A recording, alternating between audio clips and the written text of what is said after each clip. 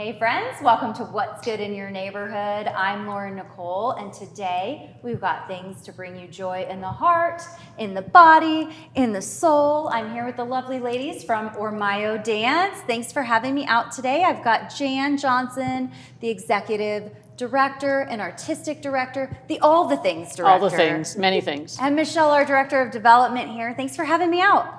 Thanks for coming. Really appreciate you being here. Of course, it's lovely in to our be space. in a great space. You guys have amazing space down here, so centrally located.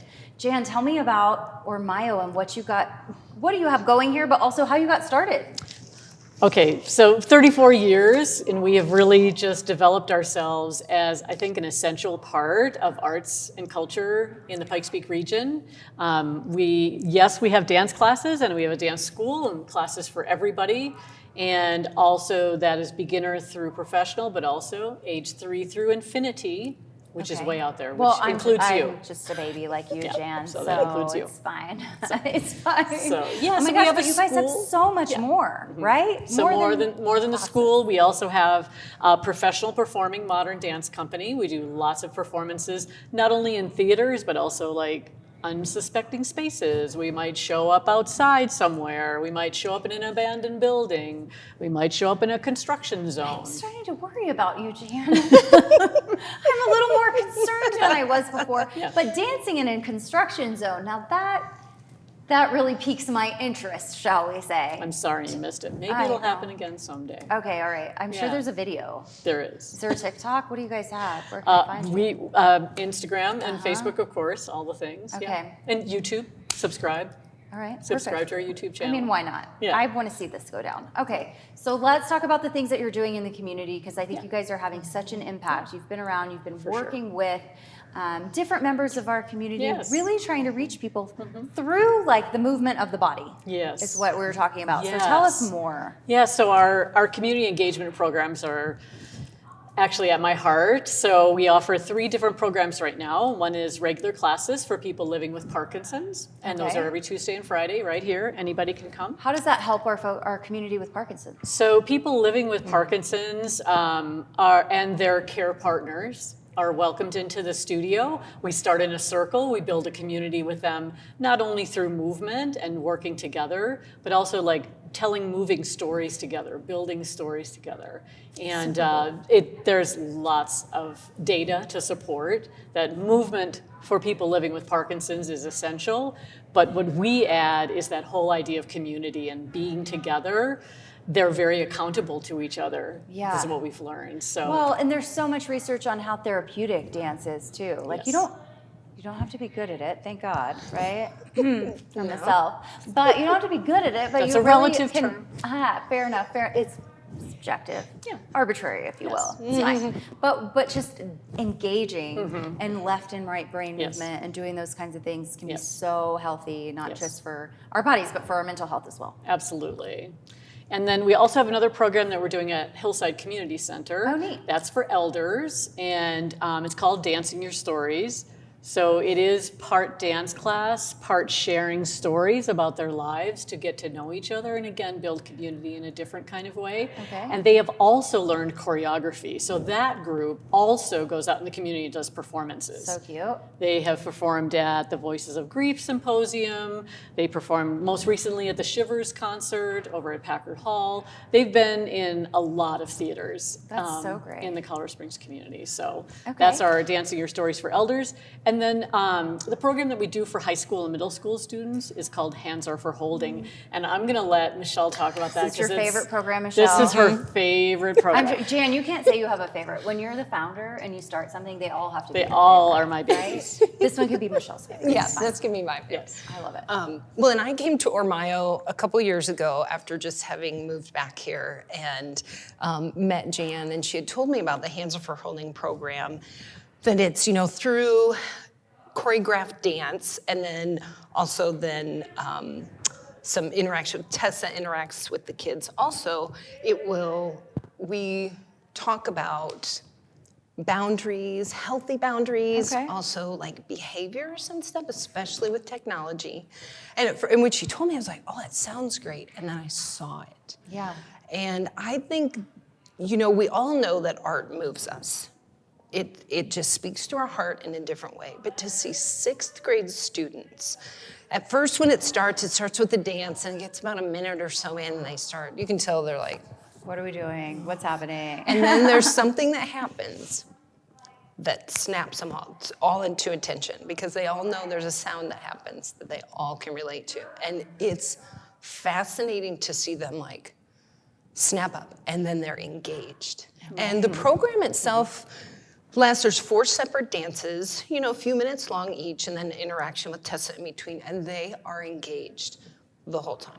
If you've ever been around 6th graders, Yeah. they're not really engaged. It sounds like you're using a little shock and awe technique maybe in the middle, which is my personal favorite parenting style is shock and awe. Yeah. So I totally get it. Yeah. And when Tessa will ask questions about what they've seen and about, the behaviors they saw, and their responses are so intelligent.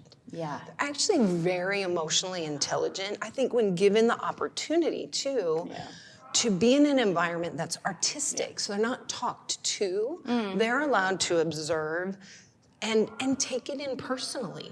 We've all had our own unique interactions with other people and social media and technology, and that's where art is powerful. Yeah. And if we can help even our kids at this really, it's such a tough age between elementary school and junior high, and to help them start to navigate, Real this life next relationship. stage. Yeah. Yes, it's great, and I'm passionate about it because of my own kids. They, mental health is a huge issue right now with our youth, and knowing that we have a program that helps.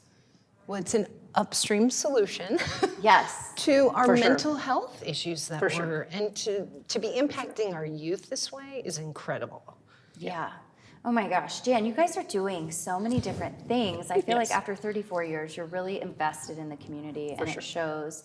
But what got you interested in really using dance as a foundation for expanding your reach and being able to serve various populations? We see all kinds of folks outside right now that are getting excited about their class that are Yep. coming in the door. Yep. And you're really reaching Right. a lot of populations that might not, A, know about it, or B, have access. Sure, so sure. how did you do this, and what got you excited to move in this direction? It's incrementally, obviously. Over 34 years, where we are today is not where we started, for sure. But I think in our mission statement, we talk about how we want to use art as a way to experiment with movement and how we can impact other people and their lives with dance. So we've just been following our mission statement that we wrote 34 years ago. We're still the same mission statement, and we Love that. we visit it once in a while. We're like, nope, still good. Yeah. So dance can impact everybody's lives. I was at, since we work with a lot of aging populations now, and I went to an aging symposium because we are an age-friendly community. We've been designated in such a way. So I showed up there, and everyone asked me in these breakout groups, why is someone in dance here? And I said, well, we've all been asked the same question. What do we think in a vibrant community looks like? And I said, for me, it's a vibrant community where dance is a part of everybody's life in some way, shape, or form. And, when I think about like a lot of cultures in many years ago, everybody danced. It's true. And it was a community thing. Right. And so all these cultures all have dance forms that we associate with that particular culture. So we need that in our culture now. Well, we were talking on the way over here, and my producer, John, over there, we're just not going to look at him. We're going to pretend like he's not here. He was telling me he wakes up every morning, and that's the first thing he does when he gets out of bed Yes. and starts dancing. Right? Yeah, for sure. Right, John? Yeah. Right. Yeah. But these are the things that I think you're right. Like, community-wise, we've always had as a part of the culture, and somehow we've come a little far away from those things and the things Yes. that bring us together. And the Yes. arts in general do that, but dance is another type of art that we can really all engage in. I was listening to a podcast the other day, and they were talking about how there was a physician talking about how music is so impactful because you know how in certain music, makes your skin feel like, oh my gosh, it's so exciting. And it's like, dance does the same thing. You know, when you see an amazing piece of choreography in a theater or in a construction zone or in an abandoned building, it moves you in a way I can't confirm that's or deny different. that, Jan, because I haven't been to the construction zone and seen dance happening by the fellas that were there. But I look forward to that emotional experience that I'm sure that you are entering the space. Yeah, absolutely. So, And also participating. I mean, like watching dance, right? So there is something for everyone, because even if you are not as dance inclined, right? Like you can enjoy watching it and really like Absolutely. get the emotion from it. But moving your Absolutely. own body is really something that I think a lot of people maybe don't recognize. If you go for a walk, for instance, you know, you're left, right, Yes. left, right. Yes. Same with dance. You can't really think about all that's going on out Yes. there and all the noise Yes. if you're trying Yes. not to trip over your own feet. Yes, I think when all of our students enter a dance studio for class, regardless of their age, it is that special time when there is no room for anything else. Yeah. You know, your life or whatever you were worried about or thinking about, that's at the door. Get a reprieve. You are in the space with other people and you are focused on what you're Exactly. doing. Because it's complicated, to be fair. Dance is very complicated. Doesn't have to be, but it can be, right? You guys have a great There's a performance lot coming of up things soon. going on. Yeah? Yeah. Could we talk about the performance? Like if Sure. we want to come out and check it out and see what's going on. Michelle, will you tell us more about this event? Yep, I can tell you when Jan knows more of the details, like Okay. choreography wise, but it is in November. It's our Small Works concert. It's going to be here. Okay. November 15th, 16th, and 17th, exact times to come. And it's great this time to have it here in our studios, so it'll be more intimate Okay. and more of a direct connection with what's going on. Again, something that I love too about dance that sometimes I don't think we think enough about too is the space that's not being used. Yeah. And there's movement happening in there, like on the airwaves, whether we realize it. So having it in a smaller setting, you're feeling the movement in the audience, whether you even realize it or not. Oh my gosh, that sounds so fun. What kind of performances close. can we expect, Jan? What do we, Sure. if we're coming along Sure. to see the things? So our focus is on small works. So Okay. all of the choreographers have been tasked with the same thing, the idea of small. Whether that means small thinking, small I'm never recognized, I'm ignored a lot, or just small movement. Maybe one dancer, maybe many dancers doing small movement. So we have 4 different choreographers. Okay. And they have all taken their own approach to that idea. I love there's room for interpretation there. Yes, there's lots of room for interpretation. So Brandon Coleman will be here in October setting choreography for the concert. He's from New York.